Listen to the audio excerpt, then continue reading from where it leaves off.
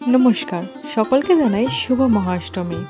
আর এই বছর আমরা অষ্টমী শুরু করছি 170 বছরেরও পুরনো একটি বনেদি বাড়ির পুজো দিয়ে। তো welcome to our channel happy space in between life. এটি হলো বদনচন্দ্র রায়বাড়ির পুজো, যে পুজো প্রাক স্বাধীনতার সময়কাল থেকে হয়ে আসছে, যেখানে প্রাচীন কলকাতার স্থাপত্য আজও অমলিন হয়ে আছে।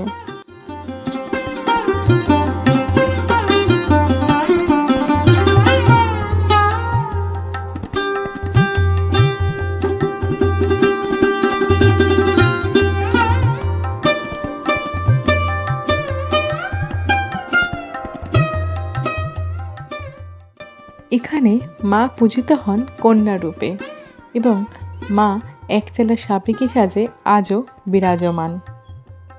এই পুজো দেখতে আসতে চাইলে সেন্ট্রাল থেকে 5 নম্বর গেট থেকে বেরিয়ে 5 মিনিট হাঁটা পথেই চলে আসতে পারবেন।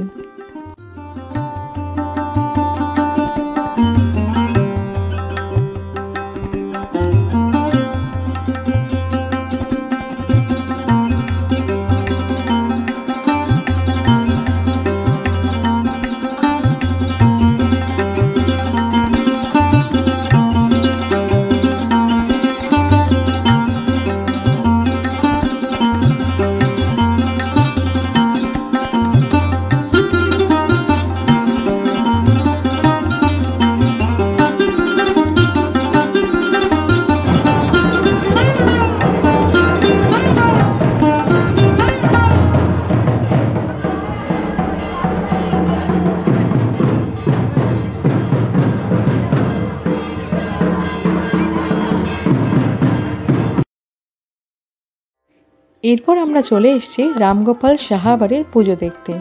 বউবাজারে অবস্থিত এই সাহাবাড়ি পুজোর কথা কারোরই অজানা নয়।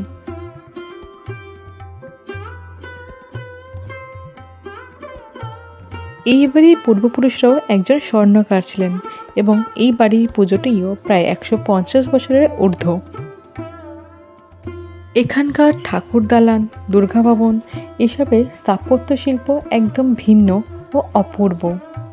আমার মতে ঠাকুর দালানের বৈচিত্র্যই বিভিন্ন বনেদি বাড়ির পুজোগুলোকে ভিন্ন ও অন্যতম করে তোলে।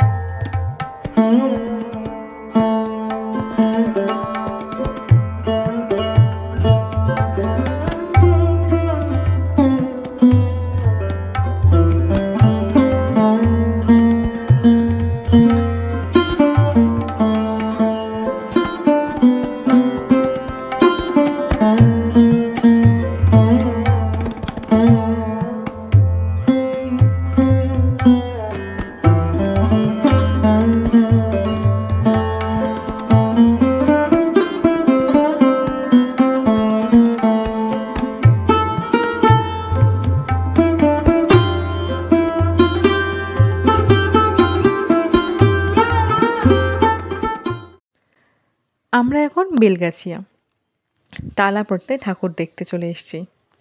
রাত প্রায় 12টা বাজে, তাও ভিড় দেখছেন। এই বছর এখানকার থিম কৃষকদের নিয়ে।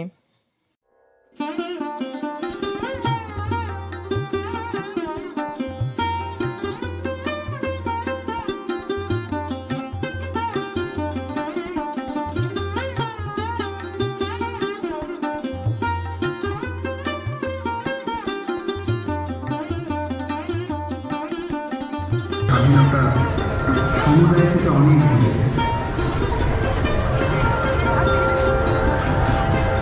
আমরা এখন আছি টালাপত্তায়, খুব ভিড় রয়েছে।